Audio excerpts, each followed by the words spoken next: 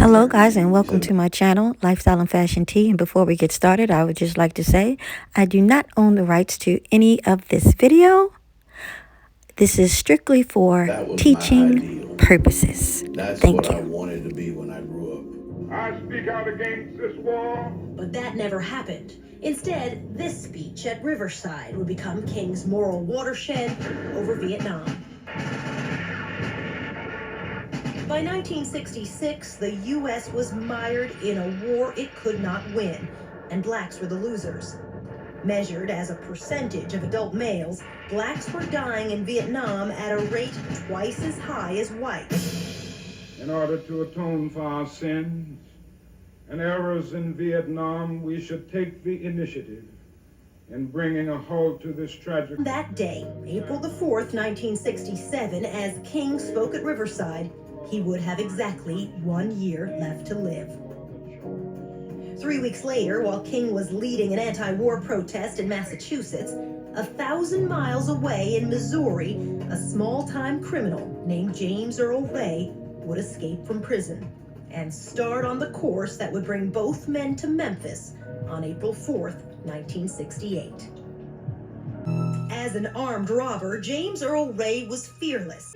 Ray was born in Alton, Illinois, and grew up dirt poor along the Mississippi River in Mark Twain country. By his mid-20s, Ray was a two-bit gunman. This is Ray on a hospital table shot by a Chicago cop after the botched robbery of a taxi driver in 1952. Ray went to prison for 2 years.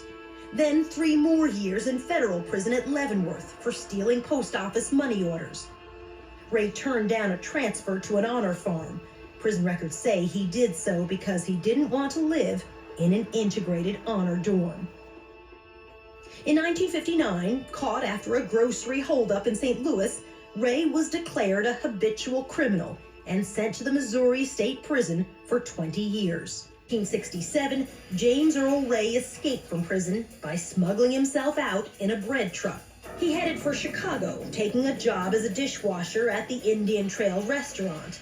Then, on a summer afternoon, downstate in Alton, Illinois, a bank robbery.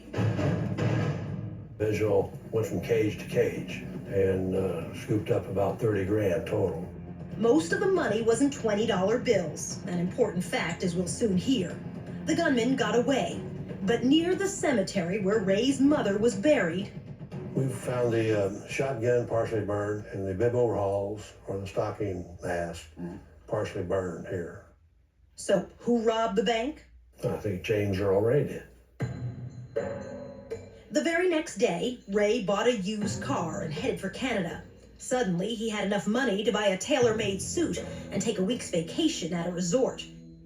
But he returned to his cheap room along the Montreal waterfront, trying to find a way to ship out to white-ruled areas of Africa. The reason for frequenting the waterfront was to see if I could get some drunken seaman's papers or get a job on a ship. Ray put his account of his travels down in writing for the late author William Bradford Huey, who would provide the money for his legal fees. He knew only as Raoul, the man Ray would blame for everything that followed. I think the first time I contacted Raoul was about the second time I frequented the bar with the pilot wheels in the window. He started the conversation. Altogether, I would say I talked to him about 7 or 8 times. As Ray told it, Raoul paid him to smuggle something, he never knew what, across the border at Detroit. 100 square blocks are now under siege. He came back into the country only a few weeks after Detroit erupted in a firestorm of rioting. At least 40 killed after a black confrontation with white police. America's second deadly urban riot in the summer of '67. Ray drove on to Chicago for a reunion with his brother Jerry. Never told him why or how he got the name. Instead, the fugitive who had fled the country only a month earlier rode a train south to a still largely segregated Alabama. In Birmingham, Ray answered a newspaper ad and bought a car much like this. The car I finally bought, a 1966 Mustang, had about 18,000 miles on it and was in good condition. It cost $1,995. The only thing I didn't like was the color. It was white. In this FBI interview, the seller said Ray paid him in cash, mostly 20s. Ray's money came from that robbery. If so, enough to keep Ray on the run for another year. It's Raul, never a last name. Yeah, he just called that name Raul. That's the only name he ever called him. Ray got an Alabama driver's license under his alias, Eric Starvo Galt. He registered the Mustang under the same name. With this new license plate and his new identity, Ray left for Mexico. By mid-November, Ray, on the right, had moved on to Los Angeles and settled into a low-rent hotel on Hollywood Boulevard. He took dancing lessons and bartending lessons, but perhaps more significantly, he did this. I had plastic surgery on my nose. It had been mashed to the left. After I got to the hotel, I moved the bandage to the right to change my appearance more. Ray underwent that plastic surgery on March 5th, only 30 days before Martin Luther King Jr. would die. Arthur Haynes Jr. on the left and his father would become Ray's first lawyers. When he left the plastic surgery, King traveled to Los Angeles, first speaking to the state Democrat convention, then delivering a Sunday church sermon. Ray would later write this. I wouldn't say I hated King. I do think most preachers are a little phony, but I wouldn't consider shooting them. The sermon was March 17th. King flew east to Memphis to speak the next day to striking garbage workers. That same day, James Earl Ray filled out this change of address card and he too left Los Angeles, driving east. The new address he listed? King's home city of Atlanta. Ahead for both men, a date with murder. Good luck, kid. Bye-bye. Someone was stalking Dr. King, but this time they had White House approval to do it. I have a dream today. Dr. King's electrifying speech at the March on Washington in August of 1963 had made him the movement's hero. It also made him the FBI's nightmare, according to the official paper trail. Thank God Almighty, we are free at last.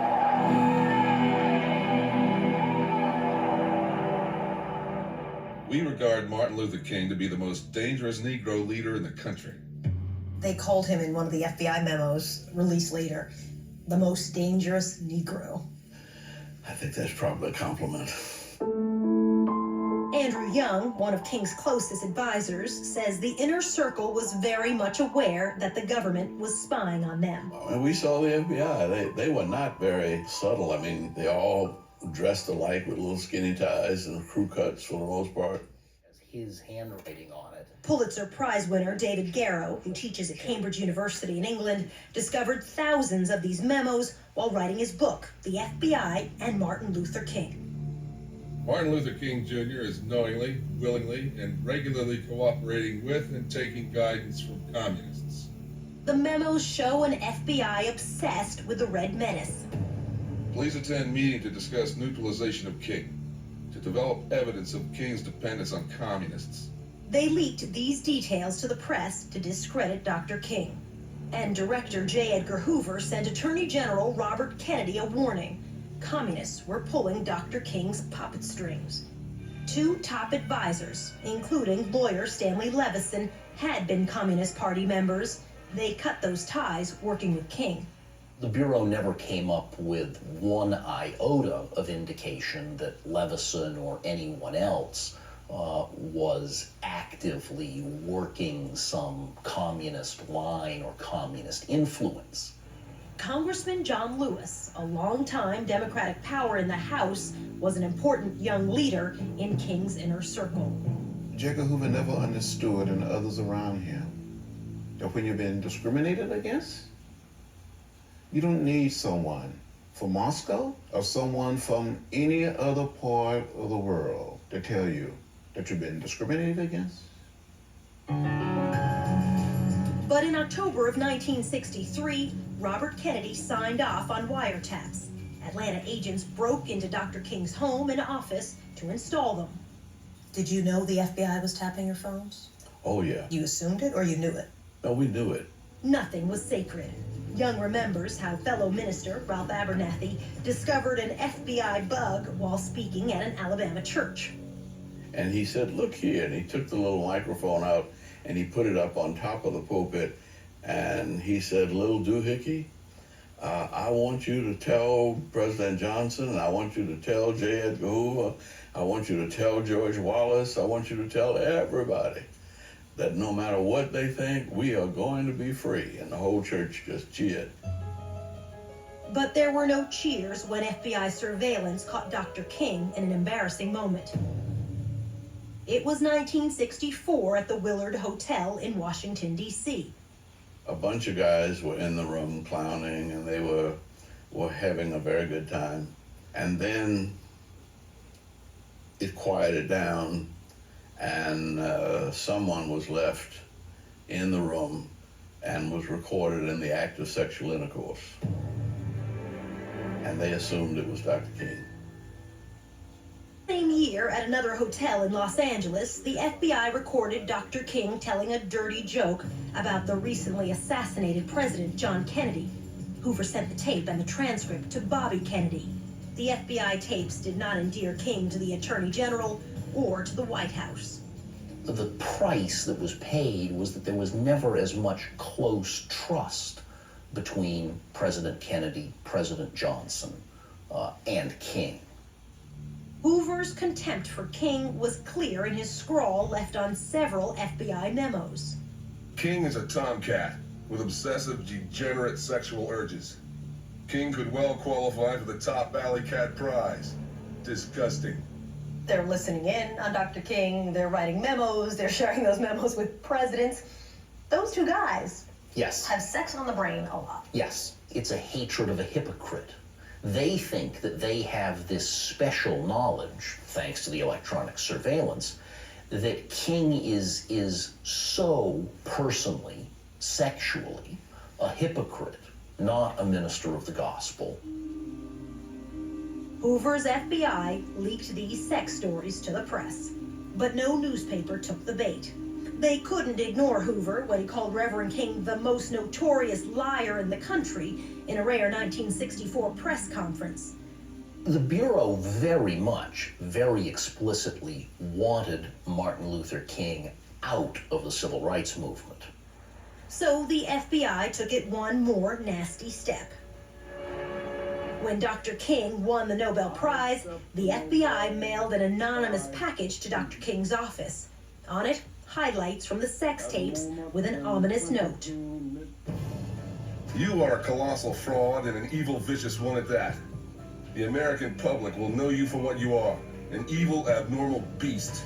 King, you are done. There is only one thing left for you to do. You know what it is. You better take it before your filthy, abnormal, fraudulent self is bared to the nation.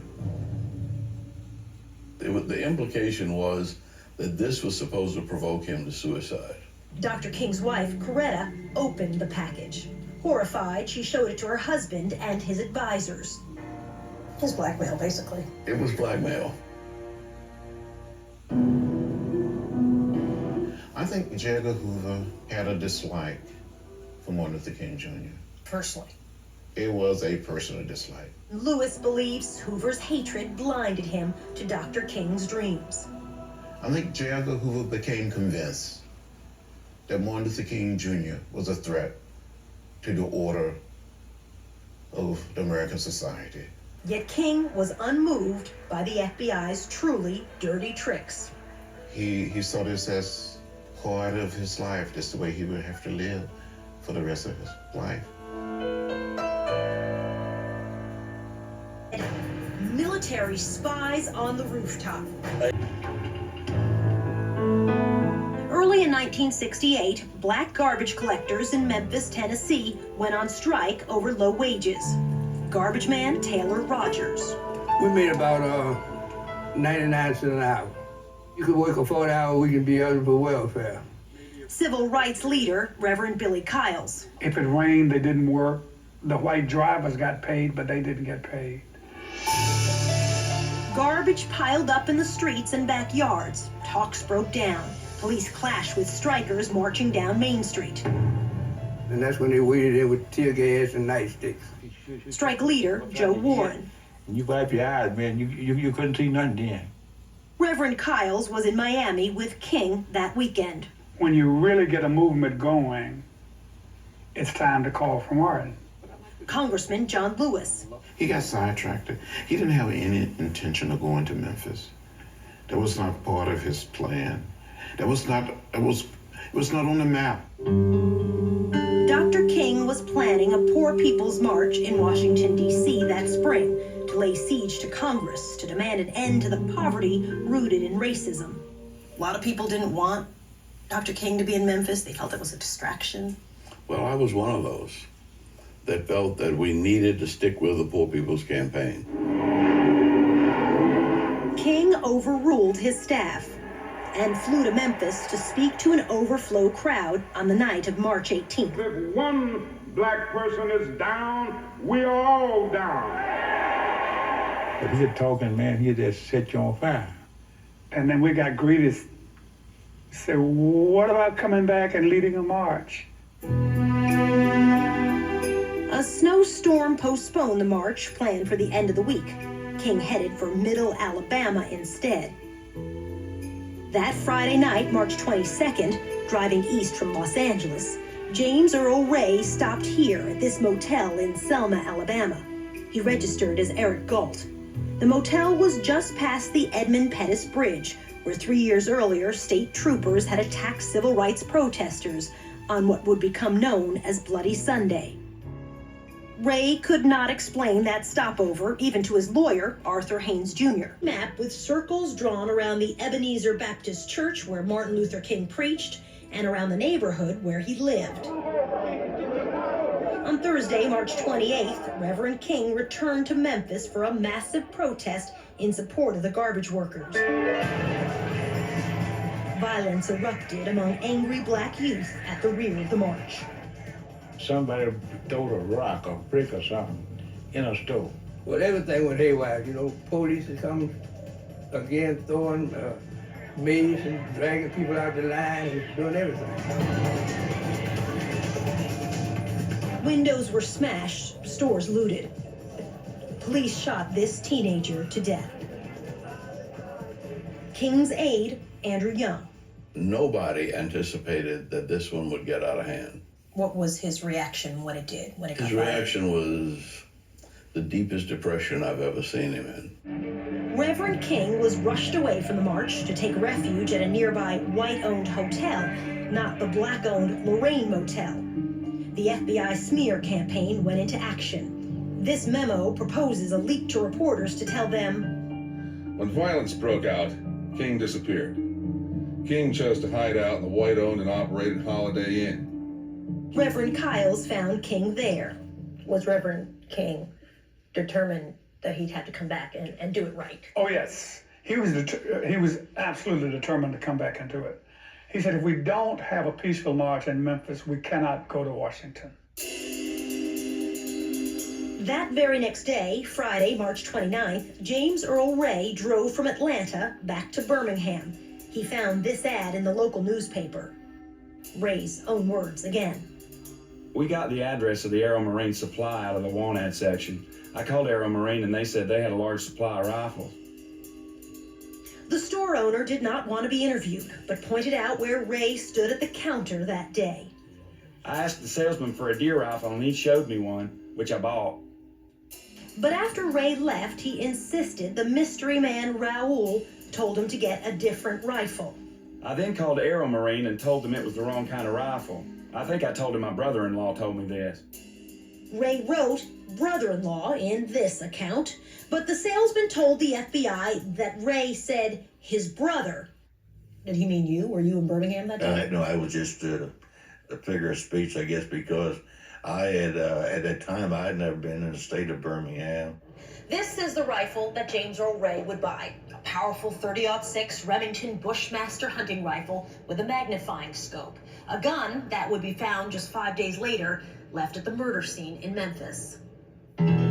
Ray bought that rifle using another alias, Harvey Lohmeyer. Ray also bought a box of high-velocity soft-nosed bullets. The total cost for the gun and ammunition came to just under $250. Ray paid in cash. Once again, he used $20 bills. Back in Atlanta, reeling from the failed protest march, King was in a bleak mood. It was the only you know, 3 or 4 days a week that he never smiled, he never laughed, he didn't say anything. And when he said something, it was in real anger and bitterness. On Sunday, March 31st, Reverend King would deliver his last sermon at Washington's National Cathedral. That night, President Lyndon Johnson, besieged by the Vietnam War, stunned the nation. I shall not seek, and I will not accept the nomination of my party for another term as your president.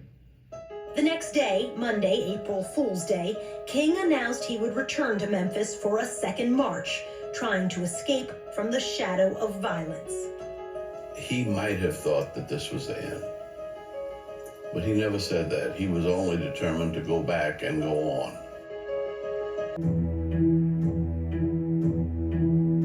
Martin Luther King's flight from Atlanta to Memphis on Wednesday, April 3rd, was delayed by a bomb scare.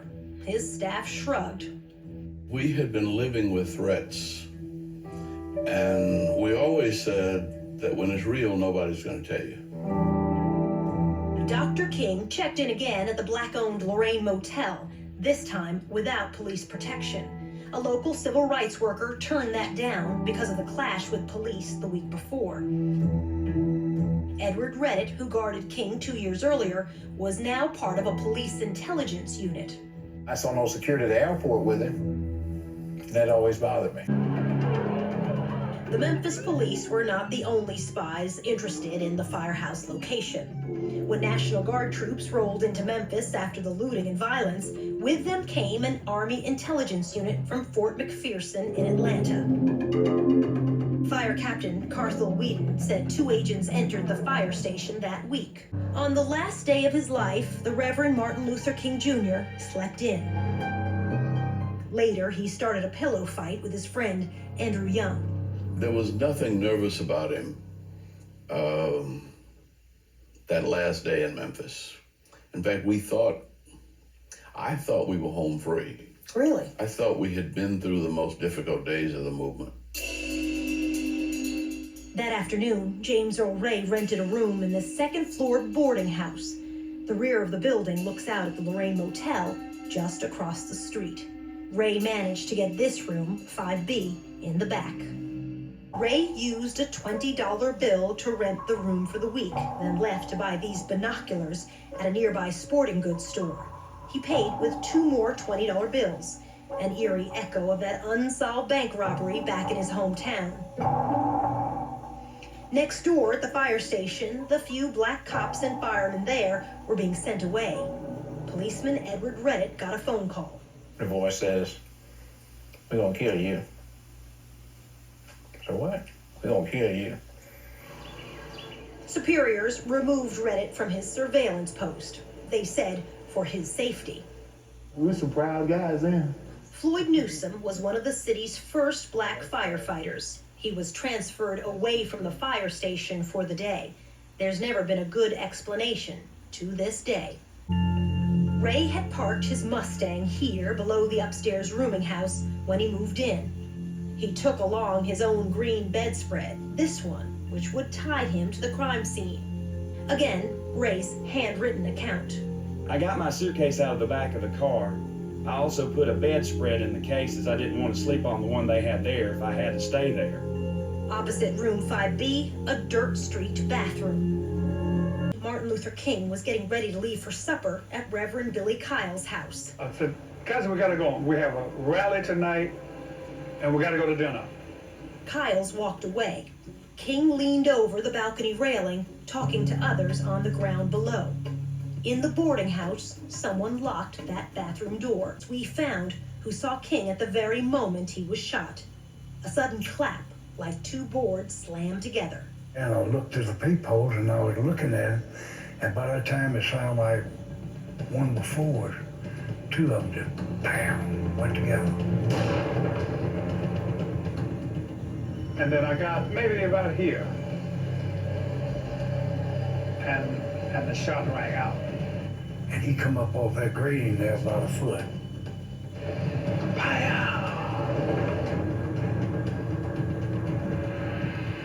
A real loud shot. Kyle's 40 years ago. when I heard somebody holler, "Oh Lord." I thought there was a firecracker, but I didn't see him. And my first reaction was that he's clowning again. See, he's feigning like he's been shot. And then I saw his shoes sticking out from under the railing.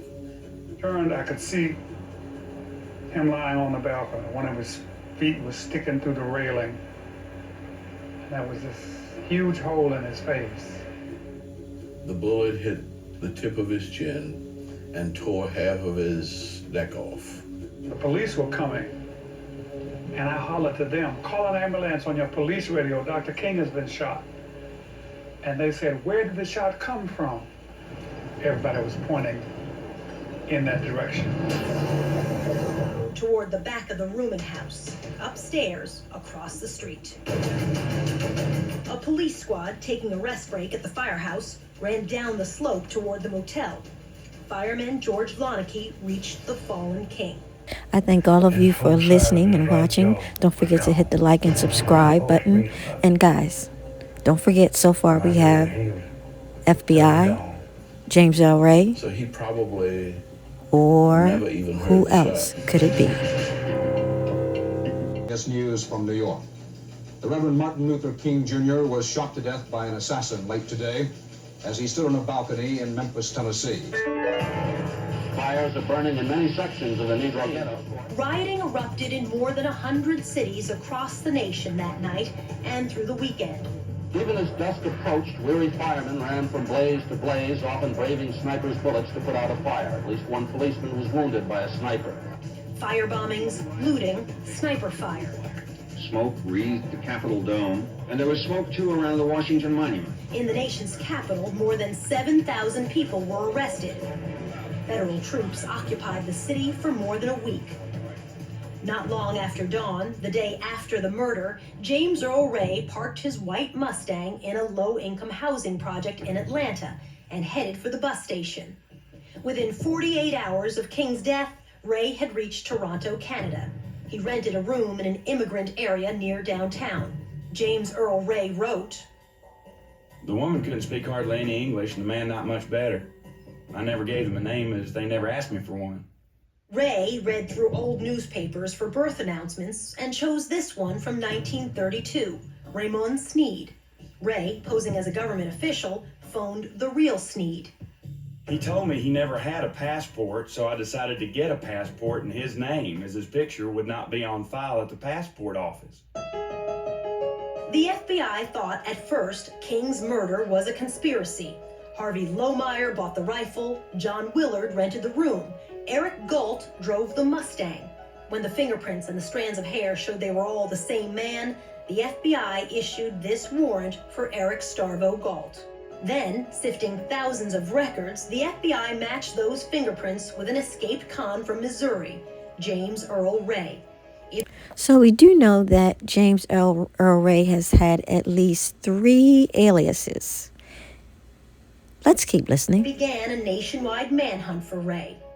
The next day, Ray left Toronto for Montreal, trying to get on a ship to Africa. He failed. When he returned to Toronto, the passport was waiting at a travel agency. When I went in the next day to pick it up, I found out the name was spelled wrong. S-N-E-Y-A instead of S-N-E-Y-D. Early in May, Ray boarded a plane to London, then flew on to Lisbon, Portugal, staying at this hotel for less than $2 a night. Ray wrote, I spent most of my time there trying to get on a ship to Angola.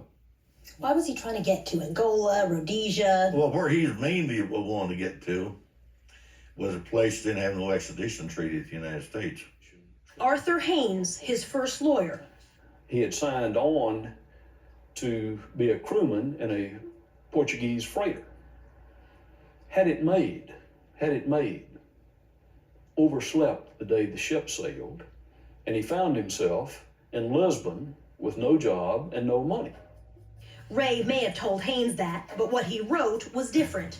He said he couldn't get a visa in time. What about oversleeping? In terms of whether something is true or not, because James Earl Ray said it, I would say it's a pure toss-up. Ray went to the Canadian Embassy in Lisbon to get a new passport with Sneed, spelled correctly, then returned to London. Within 2 weeks, Canadian authorities matched this photo on the Sneed passport application with James Earl Ray. A palm print like this one on other paperwork confirmed the identification. An alert went out worldwide. Ray was running out of time and money. In a London suburb, a gunman walked into this bank and fled with some $200 in British pounds. A thumbprint on the holdup note turned out to be Ray's. That next night, half a world away in Los Angeles, another assassination that would tear at the nation's fabric. The death of Robert F. Kennedy. Could it be maybe the person that assassinated Bobby Kennedy is the same person that assassinated Martin Luther King? I broke down and cried. It's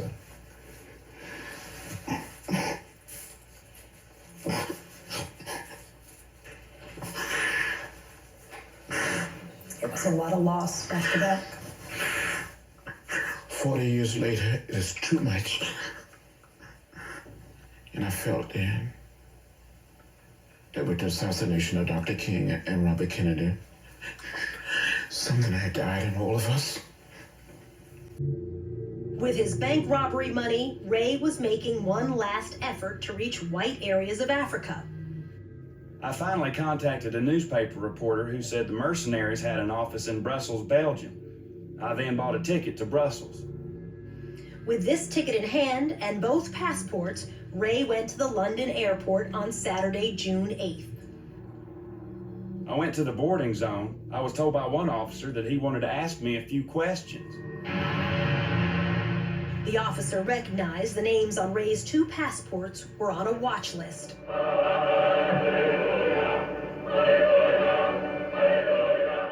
It was the morning of Robert F. Kennedy's funeral when the news broke. James Earl Ray, accused killer of Martin Luther King Jr., had been arrested in London. This is a picture of my dad and me. Ray wanted Arthur Haynes and his son, Arthur Jr., as lawyers because they'd won an acquittal for Ku Klux Klansmen involved in killing a civil rights volunteer outside Selma. The younger Haynes, now a retired judge, describes Ray this way. A nebbish. Always was. That was my impression of him throughout. That he was an invisible man. But try to ask him a hard question? He would act as if he were someone trying to think of an answer. Criminals, cons will do that. But we never had any real confidence in the truthfulness of what he said. The one thing Ray would not discuss, even with his lawyers, was the murder of Martin Luther King. Why do you think James Earl Ray did not discuss the assassination of Dr. King? He discussed everything else, but he did not discuss Dr. Martin Luther King. Was it because he knew something that he wasn't supposed to know? What was going on? Why didn't he discuss that? The judge asked him this. You're entering 4 judges of murder in the place today, a charge in the indictment, and are compromising and settling your case on an agreed punishment of 99 years in the state penitentiary. Is this what you want to do? But only 2 weeks later, from prison, Ray would send a letter to the judge trying to undo that plea deal, opening the door to decades of doubt.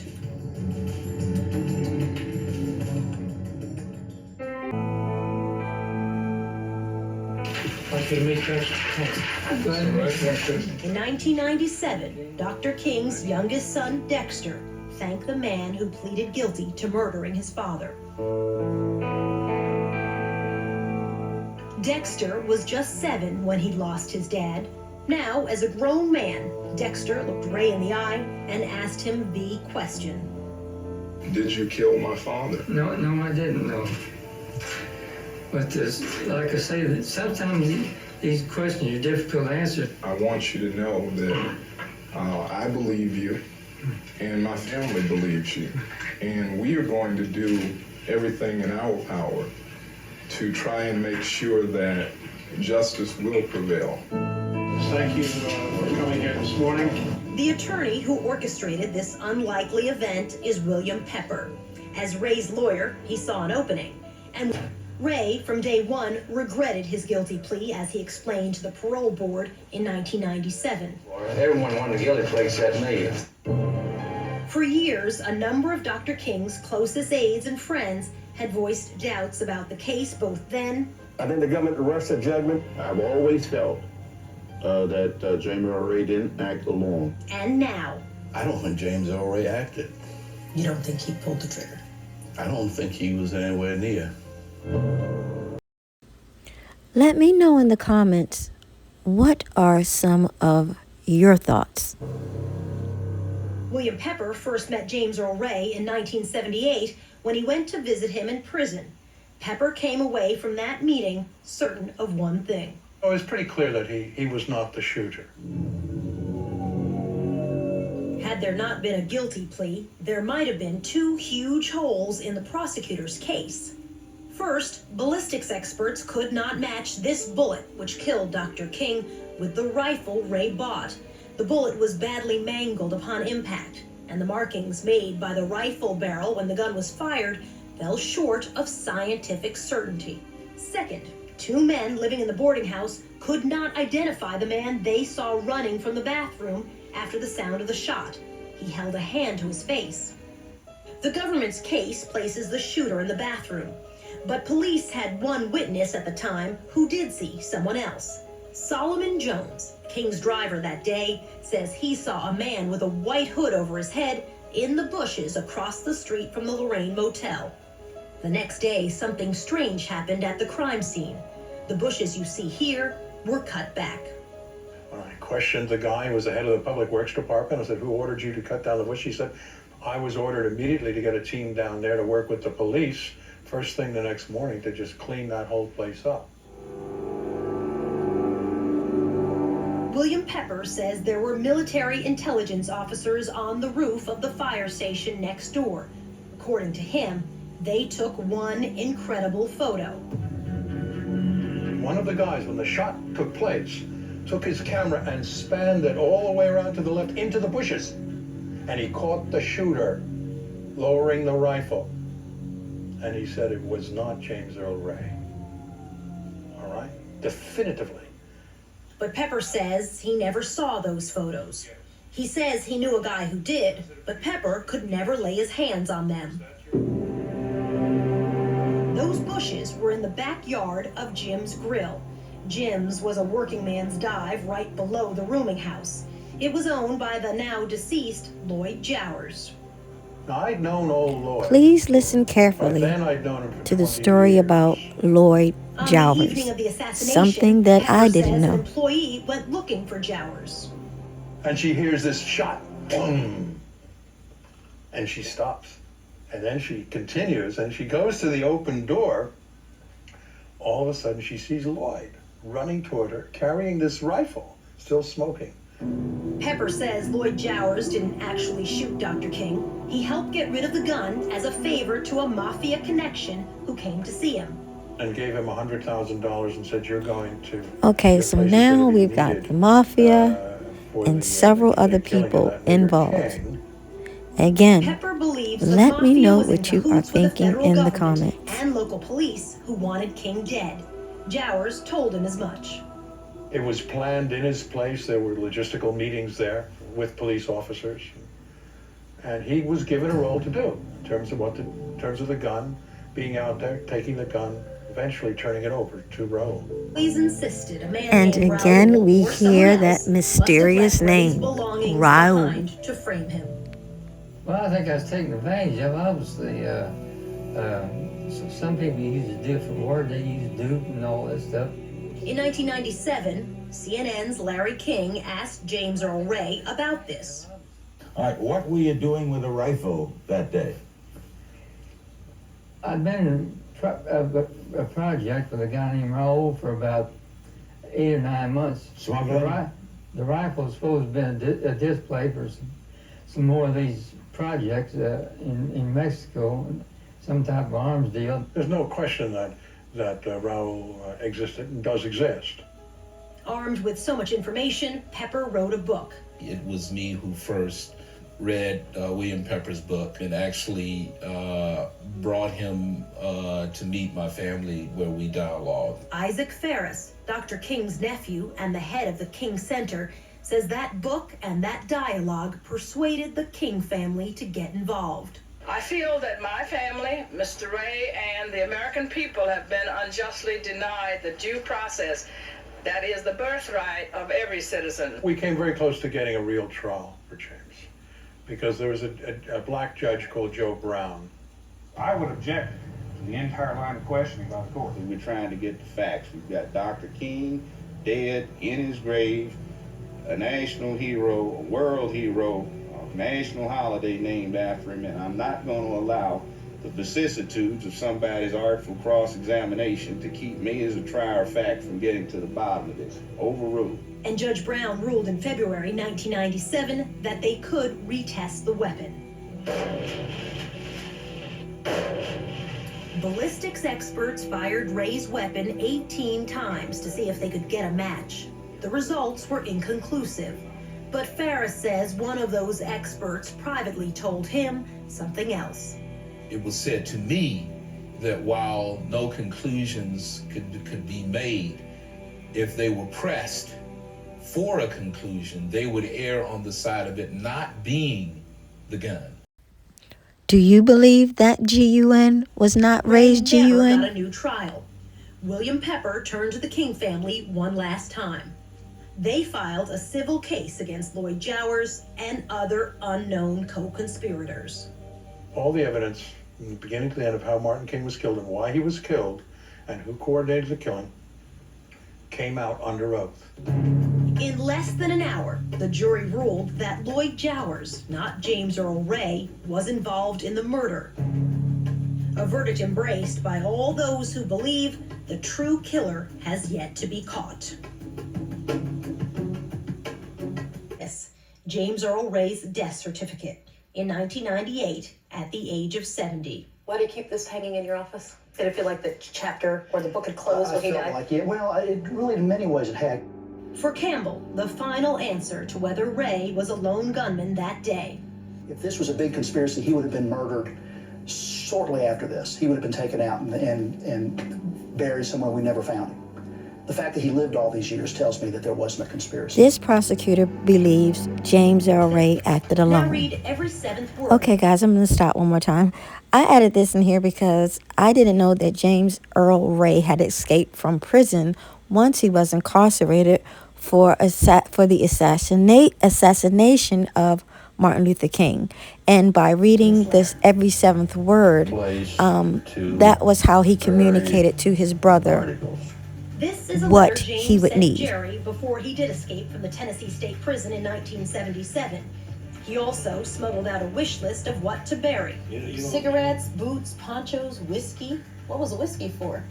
Just to keep him warm while he's out there in the thing. 7 inmates went over the back wall at the Brushy Mountain Prison. Jerry hid a bag of supplies in the woods, but James couldn't find it. He told me, he said, if I made that bag, they'd never caught me. Instead, James Earl Ray was captured in just 3 days, his last days of freedom ever. In the spring of 1998, James, now 70, was in a coma from liver disease. Jerry gave the doctor the nod to turn off the life support system. Still hard to believe that such a towering man of his time had his life ended by someone who was barely more than just a petty criminal. We're often reluctant to recognize that great tragedy can arise from small and twisted minds. But that's what we believe did happen to Dr. Martin Luther King Jr., leaving all of America, black and white, with an everlasting loss.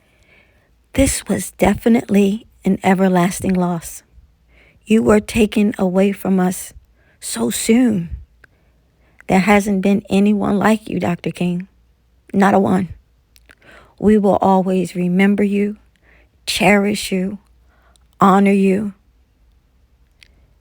And we will continue to pray that this hatred, this evil and ignorance will go away. May you continue to rest in power and look down upon us to give us all courage and hope the same way you did. We love you.